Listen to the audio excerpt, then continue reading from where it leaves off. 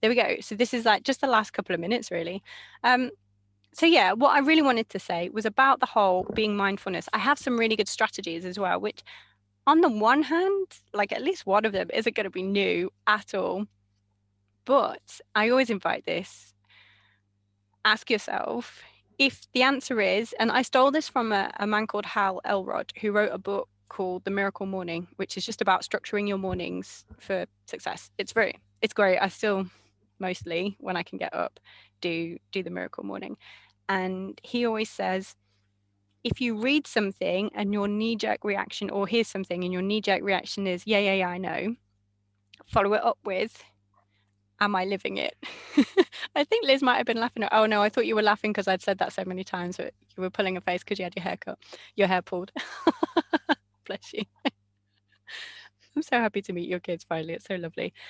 So yeah, I know that you two, because I know you two backgrounds, you will know who Pavlov is and Pavlov's dog, but I'm going to do a rundown because some people are going to be watching this later and they might not.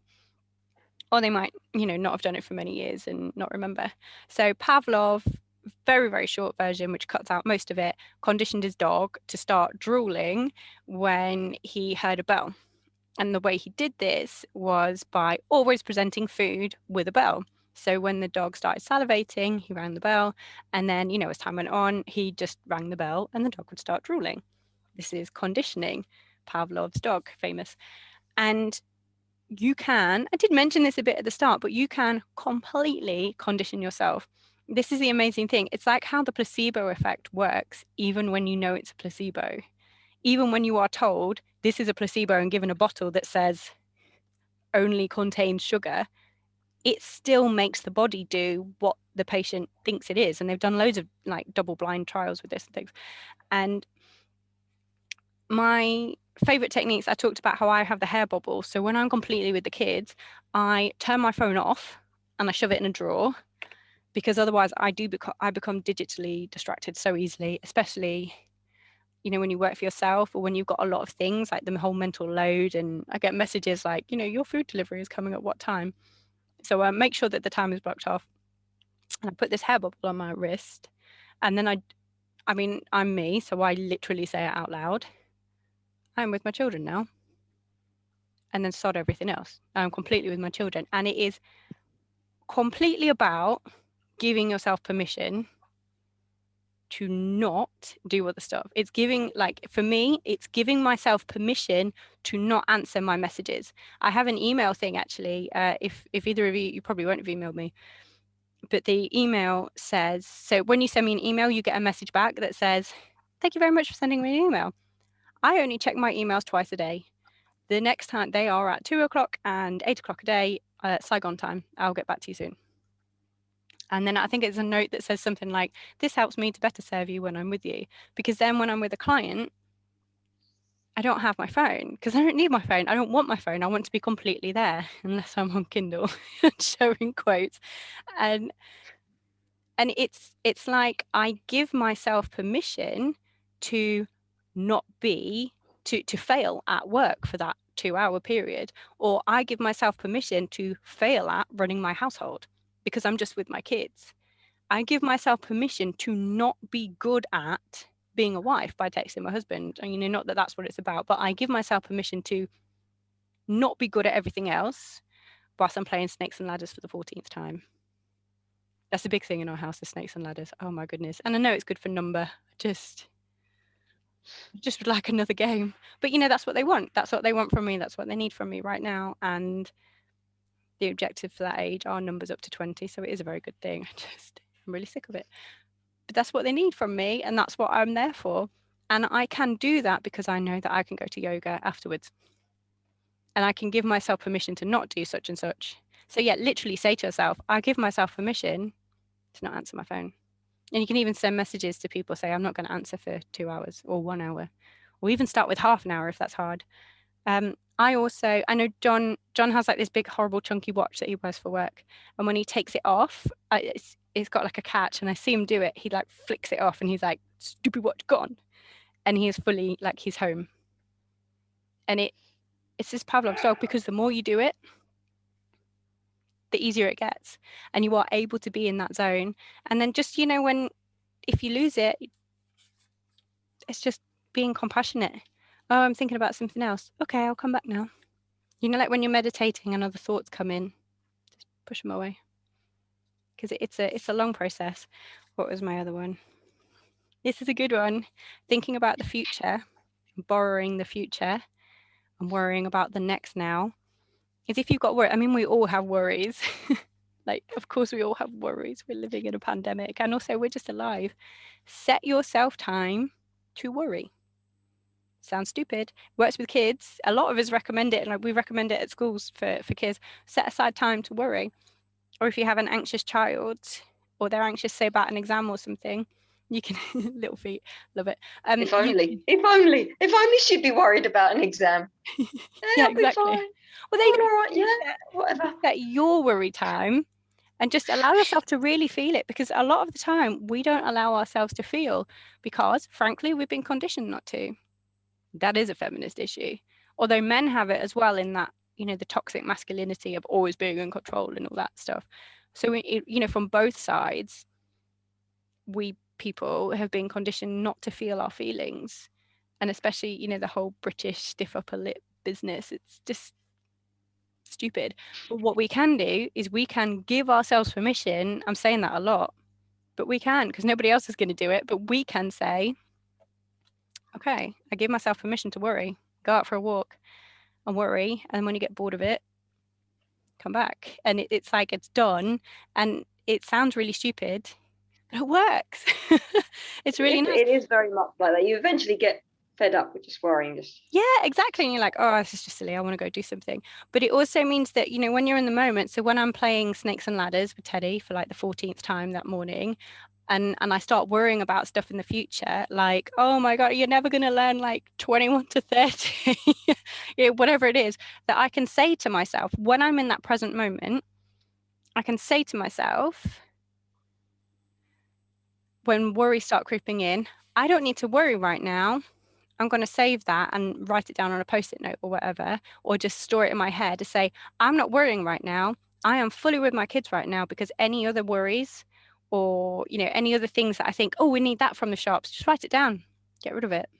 We give ourselves permission to not go and get our phone and then go, oh, I have to add that to the Sainsbury's order, because we don't have to. We just write it down on a scrap of paper and then go back. It's all about permission, and it's about permission to not do everything really well so that we can do what we're doing really well right now. Of course, that does take some negotiation with partners or childcare sometimes, so you've got the time to do the Sainsbury's shop or whatever. You're in completely different countries, you two, aren't you? So whatever your version of Sainsbury's is, Walmart. What do they have in Israel? No, I go out. I need to go out in order to feel sane. So 6 o'clock in the morning, I'm out going for a short walk just to get bread and milk every day, because I need that few minutes before it all starts. And you deserve it. And then it all starts. And you deserve it, Sarah. Yeah, I know this is probably bad, but like, working has been so lovely, because I haven't done it much, and now I get to talk to human beings that are in my immediate family. And even if it's like into the wee hours of the night, like, I'm working and I'm being a different person. So yes, that's probably not what you mean, but no, that's what I'm doing. It is really. It's like giving yourself, again, it's giving yourself permission, because I guess it is a slightly different thing, because that's about, in order for me to be wholly with my kids, because of course all three of us have done lockdown with our kids. It's hard. It's really hard, and you can't go anywhere else. But then when you have interactions with other people, with adults, or I realized like 2 weeks ago that I hadn't actually read a fiction book, a novel, for like 6 months. And I really like reading, and I'd suddenly realized, oh, maybe that's the thing that's missing, that's making me really grumpy. And I literally just said to John, dude, I'm going out. We all get, there's that whole load of negotiation, like he goes climbing and I do other things. And I went out to a cafe on my own and I read a book. And it was amazing. And then when I was back with my kids, I didn't feel squashed by having kids. I felt able to enjoy the time that I was with them. So for us to take time away from the kids, Sarah, like you said in the morning, for you to take that time for yourself, it isn't selfish. It's good. Although I'm about to make a massive jump and take plenty of time for myself. I'm just leaving teaching. Are you doing it?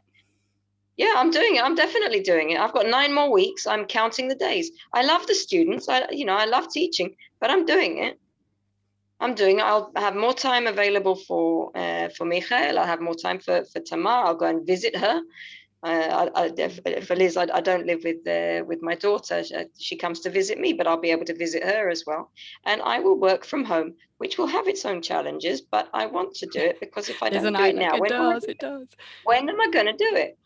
Yeah, exactly. When are you going to do it?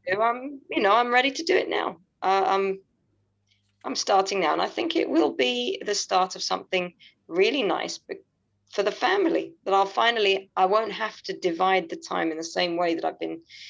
I mean, you're able to switch the telephone off. If I switch the telephone off, I get into a lot of trouble at work. Yeah. It doesn't work in the same way in the UK, but where I am, if I switch off WhatsApp and I'm not checking WhatsApp every 2 minutes, then, I'm in trouble at work. But yeah, exactly. I mean, you say that, but then I've only been doing this for 4 months. So I actually changed, same as you. I changed my life so that I wasn't at school all the time, or, consulting. I changed my mind so that I could choose my hours. And of course, like you said, the issue with that is that I can work all night, although sometimes I want to. But, it does come with its issues. But like you said, when are you going to do it if you don't do it? Well done, the friend. I'm very excited. I'm very happy. I'm very happy about it. Scared witless, but I'm very excited. That's good. I might achieve that inner calm, maybe. Maybe. I might not, but I will try. Well, exactly. All we can do is try. And be compassionate with ourselves and just keep trying. So I'm going to give you my other idea. So, oh yes, radical compassion is the next one. So here's my other thing. So we have condition yourself with a Pavlov's dog thing. Choose a song or a drink. Mine is actually like my work thing. This is really weird. Is peach tea and Avicii. This is what I play at the start. Well done, Sarah. Some things never change. Yeah, I love you. That was brilliant. Yeah, so but they don't see. That's all fine. I love it. I guess in some ways it might feel restricted, but it's whatever helps you. So for me personally, it helps me to delineate my time so that it's my way of giving myself permission, like, okay, you're in the zone now. Because when you wear lots of hats, for me, again, everyone else's is different. It makes it easier for me to say, like, okay, you're in this zone now. Okay, you're in this zone now. And then I also schedule in times to not be in any zone, which is nice. So we have like condition yourself, set yourself cues for, I am able to be completely with my kids. This is my worry time. This is my kid time. Things that, like I said, set aside time to worry. Journaling. Talk to yourself. If you don't like journaling, talk to yourself. It's great. It's really, really great. I do that because it's basically like auditory journaling. If you need to get it out. And I've put allow it to flow. So sometimes when I'm journaling, like sometimes I write like 1 paragraph and sometimes it's like 3 pages. And I realize I've actually got quite a lot of stuff to do. And I just choose one action and I go do it. And then I feel better. And then later on, I feel more able to be with my kids. So it's like building in your life. So it is about culture change so that we're able to be there for our kids. Or we're able to allow ourselves to be there for them, which is more accurate. And the last point that we have touched on is know that it's really about us, because it is. It is, about us having like the self-care, and through that, and that's the radical responsibility, isn't it? The like, if I'm struggling to be with my kids because I have a list of 1 million things, that knowing it's about us isn't about like, oh, it's my fault. It's about going, okay, this means I have power. And this is a great thing. This isn't, oh, it's about me. It's about going, so if I make some changes, then it can make changes in my life. Like that thing of, of, you know, like when you're stressed out, or when you feel yourself kind of starting to lose it with your kids, then we can say, okay, this isn't necessarily about the kids, although, you know, they are showing behaviors that is triggering our response. But we can say, okay, I'm feeling like I want to get away. What is this telling me? So it's not judging ourselves. What is this telling me? It's telling me I need a break. Almost like 99.99999% of the time, the answer is I need a break. Sometimes even I get hangry. So sometimes for me, it's like, oh, I fed the kids 2 meals today and I have only had coffee. I need to eat something. And then we create the environment where we can be with them. So yeah, that's not about blame at all. It's just about being curious. I call it being curious. I'm going, what is this telling me? Oh, and my last one is have a pattern disruptor. So when you're going off, you know, in the worries or into the now, oh, I've got an admit, strange. Yeah, so when you're going off into, or when you catch yourself and you are, you know, not in the power of now, when you're off in ruminating, and hello, new person, we're about to actually finish, but you're very welcome anyway. I love it. Yeah, when we are off and you suddenly realize, oh, I'm doing the Sainsbury's shop in my head, or oh, I'm planning my next work thing, or oh, I'm worrying about the future, then we can just say, I tend to say to myself, I have different things that I say. I'll go, oh, you slipped into control there, almost as if I'm talking to myself like I'm a different person. Or the other thing that I will say is, okay, that's enough. Oh, I've just changed the view there, sorry. But yeah, sometimes I'll say to myself, if I realize I'm going off on a tangent, and I'll go, okay, enough now. You've gone off. And then that enables me to come back. So planning a pattern disruptor for when we're getting swept along. I'm intrigued by this iPhone. Hello. One thought that if you're open for it, something that I do with my people is that, like, noticing and naming the types of thoughts you're having. So like, oh, this is an emotion thought, or oh, this is a judgment thought, and just like coming from a place of like gentle curiosity, notice it, name it, and move on. Yeah, exactly. And actually that takes so much power out of it. It's the same for the children, isn't it? Notice it. Oh, you're feeling really angry right now. Mm-hmm. And quite often they're like, yeah, I am. Have a banana. I'm like, that's it. It's just, and when you actually start doing it, and I remember doing that with mine and just sitting there going, what sorcery is this? And it is the sorcery of being heard. And the really wonderful thing is that we can be that person for us. So, you know, when I said, like, know that it's really about us, is that we can hear ourselves and say, okay, I hear you. I see you. You're really tired. Go to bed. We can do that at the earliest next opportunity.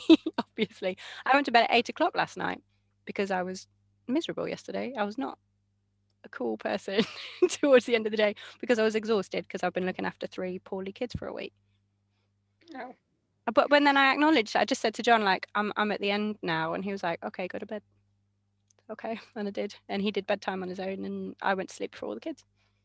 I felt so much better today. So yeah, it's just about, like you said, Liz, it's gentle curiosity. There's no judgment, it's just curiosity.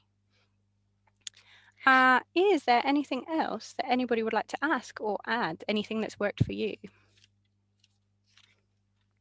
We did actually talk all the way through, didn't we? Which is really, really wonderful. I really value your time, and I really value you being here because and Liz, I'm so happy to see you, and Sarah, and mystery iPhone person, you're very welcome. Mystery iPhone person, this is going up on the when I download the recordings, I'll put it up in the guide section of the Facebook group, so you will be able to get in it. Oh, it's John. You arse. Does this mean the kids are all asleep? Liz, meet John. Is that a no, the kids are not asleep? Are you in my Facebook group, husband? You better be. You're very good. Well, you must be actually, because you got this, didn't you? I don't know. Ladies and husband. I think John might be on mute because our house is extremely loud because it's bedtime right now. I will let you go. Thank you for everything. Oh, Liz, that one's Carrie. That one's Sophia. Look at, thanks. And pulling faces as well. And pulling faces. Oh, Well, I'm just yeah. wondering where the third one is. How about we all do a joint stick your tongue out thing? Yeah. Which is quite a lot of fun. John, Oh, they're all where's the lovely. baby? Can you unmute yourself? And I'm sorry. Can you unmute yourself and tell me where the baby is? Baby's asleep. Okay, thank you. It's always a bit nerve-wracking when you turn up with only two. Oh well. Right. Have a lovely whatever time it is. Well, have a lovely day, Liz. Have a lovely evening, Sarah. Go to bed, kids. Night night. I feel like that's so the perfect end to this. Yeah, it is. Beautifully done. Good night, and I will speak to you all soon. Bye. See you. Bye. Farewell.